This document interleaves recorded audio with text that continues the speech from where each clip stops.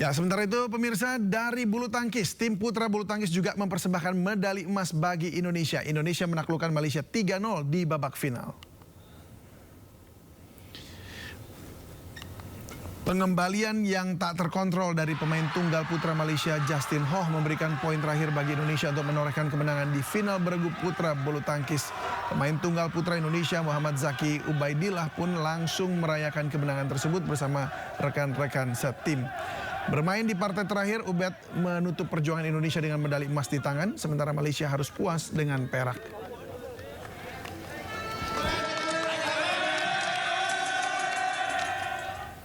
Sementara itu, tim putri bulu tangkis Indonesia terpaksa harus puas meraih perak di nomor beregu usai dilibas tim tuan rumah 3-1. Satu-satunya kemenangan dipersembahkan pemain tunggal Putri Kusuma Wardani.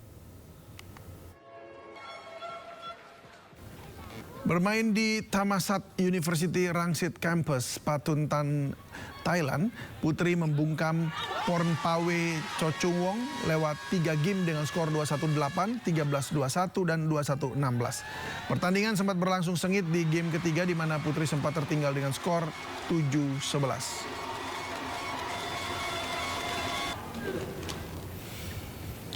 Namun dalam 3 pertandingan berikutnya, Indonesia menelan kekalahan. Ganda putri Indonesia Rachel Alestaros, Feby Setianingrum kalah dari pasangan tuan rumah sehingga posisi menjadi 1-1. Tunggal putri kedua Gregoria Mariska Tanjung tak mampu membalas kekalahan usai takluk di tangan Ratchanok Intanon.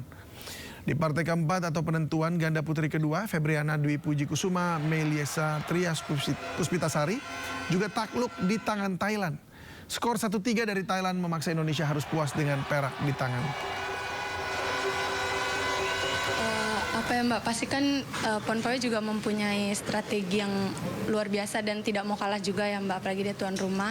Tapi aku tadi juga game kedua lebih banyak mati sendiri gitu. Dan game ketiga udah tertinggal dengan supporter Indonesia yang sangat luar biasa. Menambahkan aku semangat untuk bisa mengejar satu poin sampai mengambil game ketiga.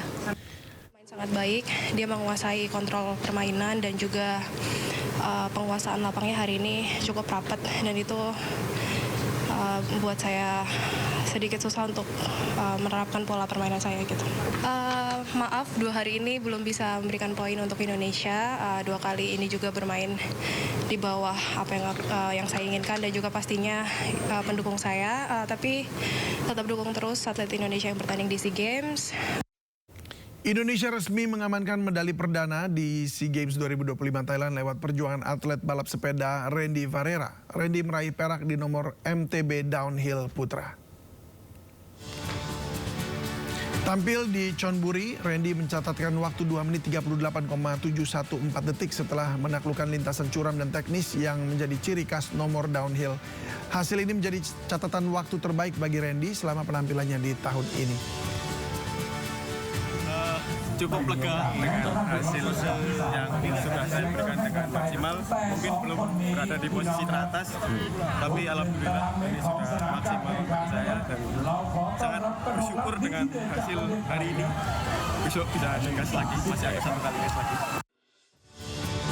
Menyusul Randy, Rizka Amelia melanjutkan tren positif tim MTB di SEA Games 2025. Rizka meraih perak di nomor downhill putri melalui catatan waktu 3 menit 4,874 detik di bawah atlet tuan rumah.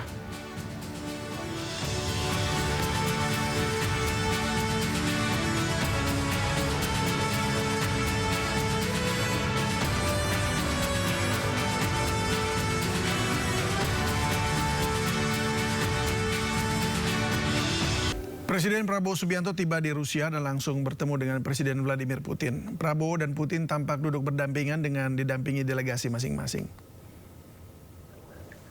Setibanya di Rusia, Presiden Prabowo langsung menemui Presiden Putin di ruang Istana Kepresidenan Rusia di Moskow. Dalam pertemuan ini, Prabowo didampingi Menteri Luar Negeri Sugiono dan Sekretaris Kabinet Teddy Indrawijaya. Kedua kepala negara tampak terlibat dalam percakapan yang akrab. Pihak Kremlin menyampaikan pembicaraan Prabowo dan Putin berfokus pada isu yang berkaitan dengan kemitraan strategis Rusia-Indonesia. Selain itu, kedua tokoh tersebut juga akan membahas masalah internasional. Sebelumnya Prabowo baru saja menggelar kunjungan kenegaraan ke Islamabad, Pakistan.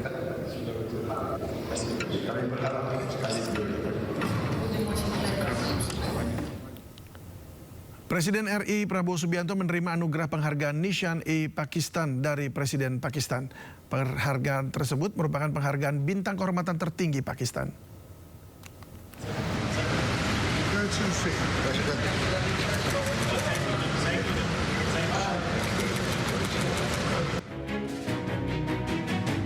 Presiden Republik Indonesia Prabowo Subianto kunjungi Istana Pakistan di Islamabad untuk menerima anugerah penghargaan bintang kehormatan tertinggi. Tiba di istana, Prabowo disambut Presiden Pakistan Asif Al-Zardari. Prabowo dan Al-Zardari kemudian menggelar pertemuan bilateral bersama delegasi masing-masing negara, menegaskan komitmen kedua negara untuk memperkuat hubungan yang saling menguntungkan. Dalam rangkaian pertemuan tersebut, Prabowo menerima anugerah penghargaan tertinggi Nishan-e Pakistan yang disematkan secara langsung oleh Presiden Zardari. Nishan-e Pakistan merupakan penghargaan sipil tertinggi yang diberikan untuk pemimpin negara sahabat atau tokoh penting yang dinilai berjasa mempererat hubungan dengan Pakistan. Presiden Prabowo dianggap memiliki peran strategis dalam memperkuat hubungan bilateral Indonesia-Pakistan.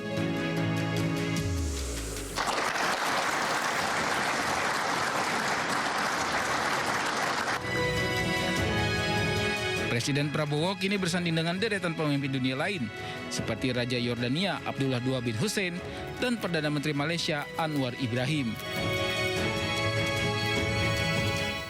Pemirsa, usai sudah Sindo Prime hari ini, jangan lupa Anda bisa mendapatkan informasi terkini dan terbaru di kanal YouTube Sindo News dan portal yang menghadirkan berita daerah, berita nasional dan berita internasional di sindonews.com. Saya David Silahoy, sampai jumpa.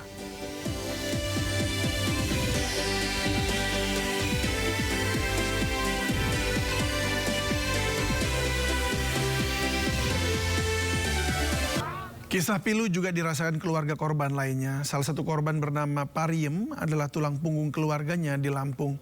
Bahkan pihak keluarga tak sampai hati memberitahu ibunya yang sudah sepuh bahwa Pariem telah meninggal dunia.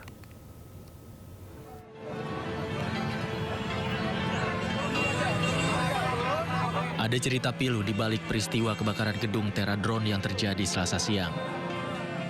Pariem, salah satu korban kebakaran, diketahui sebagai tulang punggung keluarga asal Lampung. Usai mendengar kabar duka, pihak keluarga dari Lampung langsung berangkat ke Jakarta untuk memastikan identitas Pariem. Bahkan, ibunda Pariem hingga kini belum diberitahu bahwa anaknya telah tutup usia. Pariem sudah bekerja selama 3 tahun di PT Teradron. Ia merantau seorang diri demi menafkahi ibunya yang sudah tua. Iya, saya dengar dari informasi dari media, katanya Pemprov DKI menanggung untuk transportasi ambulan. Cuma kami tolonglah yang dari Lampung ini, ya tolong digratiskan lah ambulan untuk Pemprov DKI-nya. Jangan sebelah-belah pihak lah, karena kami ya orang nggak punya di Lampung. Tulang punggung keluarga karena bapaknya udah nggak ada, ibunya udah tua, udah nggak bisa jalan jauh. Dia anak ke berapa? Paling bungsu, 5 saudara. Oh, 5 bersaudara. Berarti dia untuk nafkahin kakak-kakaknya juga dan ibunya gitu ya? Atau lebih ke ibunya aja? Ya ibunya aja, alhamdulillah. Kalau kakak-kakaknya udah pada keluarga semua. Keluarga berharap pemerintah Jakarta bersedia menanggung biaya pemindahan jenazah ke Lampung. Dari Jakarta, tim liputan iNews melaporkan.